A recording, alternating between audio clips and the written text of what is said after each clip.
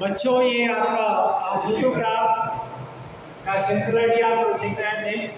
इसमें पोइटिश ने अपने जीवन के बारे में और अपनी माँ के बारे में बताया है फोटोग्राफ के माध्यम से कि व्यक्ति की जो यादें होती हैं वो तस्वीर में रह जाती हैं। जो कुछ व्यक्ति अपने जीवन में करता है या करने का प्रयास करता है, वो उसका जीवन स्वयं उसकी तस्वीर होती है और वो हमेशा दूसरों को उसके कार्यों के द्वारा याद दिलाती रहती है, अर्थात वो हमेशा याद किए जाते हैं अच्छे कार्यों के लिए और बुरे कार्यों के लिए। दोनों स्थितियों में यहाँ पर व्यक्ति ने अपनी माँ को याद किया है। फर्स्ट स्टेप ये 3 स्टेप में इसको डिवाइड किया है।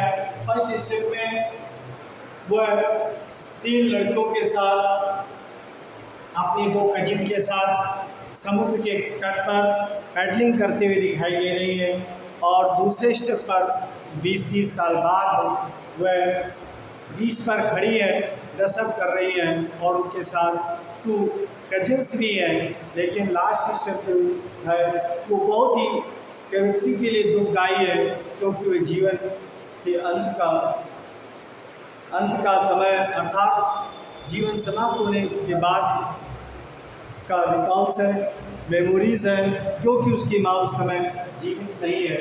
ये उसके लिए बहुत ही असहनीय और पीड़ादायक फोटोग्राफ है।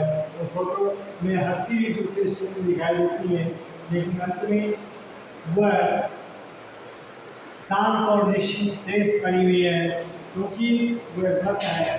ऐसा फोटोग्राफ में दर्शाया गया है। ये तीनों फोटोग्राफ से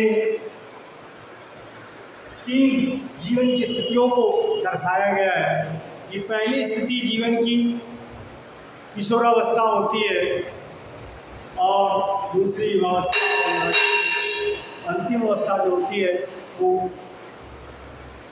मृत्यु। और यही संसार का सत्य है। आइए पढ़ते हैं a photograph. You know that this eminent poem is written, composed by Srilef Telson.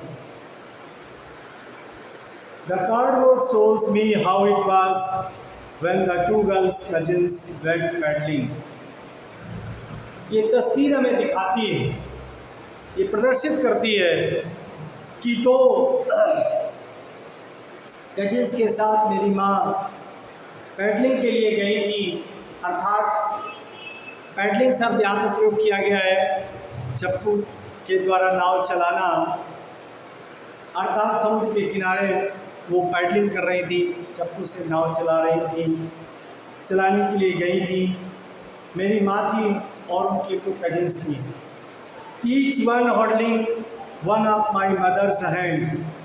प्रत्येक अर्थात 2 कजिन्स जो थी वो मेरी माँ का हाथ पकड़े हुए थी, प्रत्येक एक दूसरे का हाथ पकड़े हुई थी और मेरी माँ भी उनका हाथ पकड़ी हुई थी।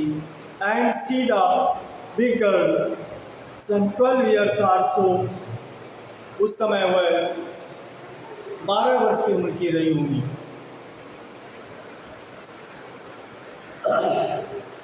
All 3 stood still to smile through their hair at the uncle with the cameras. वे तीनों मुस्कुराती हुई समुद्र के तट पर खड़ी थी। उनके बाल हवा में लहरा रहे थे उस समय जब वे कैमरे में अपना पोज दे रही थी। A sweet face, my mother's.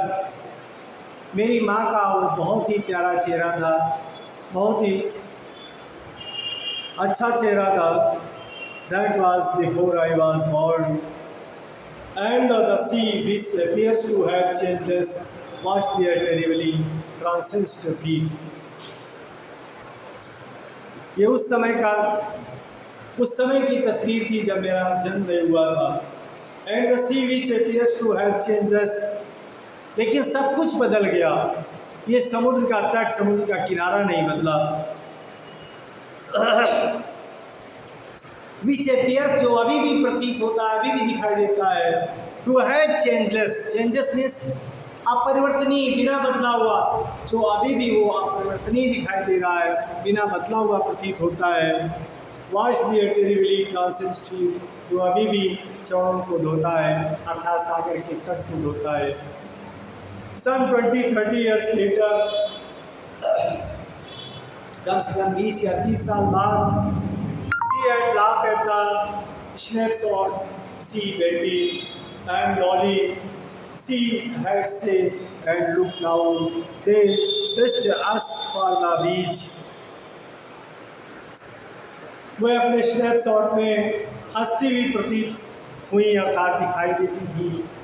उनके साथ उनकी दो कजिन्स बेटी और डॉली थी।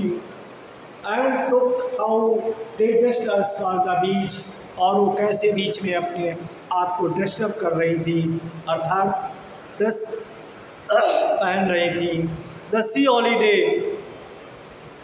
वाज हर पास्ट, अपने अतीत के बीते हुए समय के सी हॉलीडे के दौरान, during the C holiday which appears to have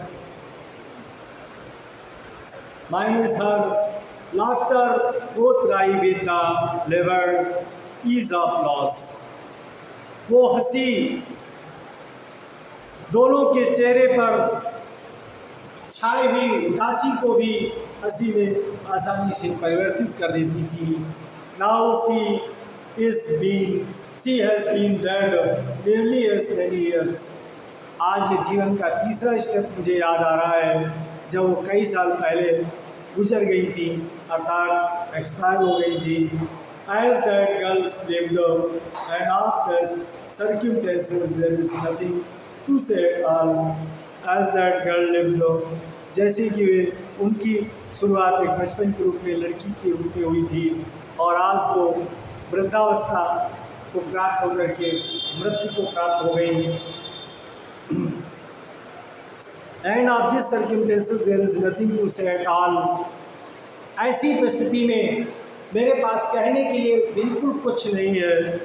it's silence, silence, केवल स्तब्धता ही है, शांति ही शांत है, और इसको फिर कुछ नहीं है। तो बच्चों, ये था simple idea of the lesson, और मैंने ये लेसन रीड कराया है। इसके बाद इसके क्वेश्चन कंप्लीट कराएंगे नेक्स्ट टाइम पर, अर्थात tomorrow. Okay, thank you all of you.